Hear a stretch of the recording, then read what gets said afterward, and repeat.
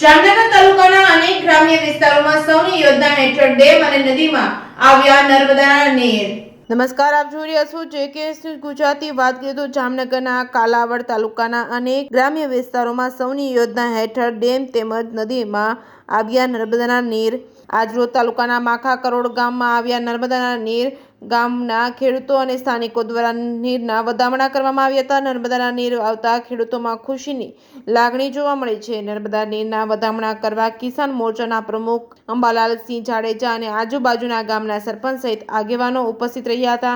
માખા કરોડ ગામ સહિત ગુંદા, નપાણિયા, ખીજડીયા, પીપર સહિતના અનેક ગામના ખેડૂતોને સિંચાઈનું પાણી મળી રહે અને ખેડૂતો પોતાના ખેતરમાં 3 સિઝનનો પાક લઈ શકે। Reporting by Harshal Khandedia, Jamnagar.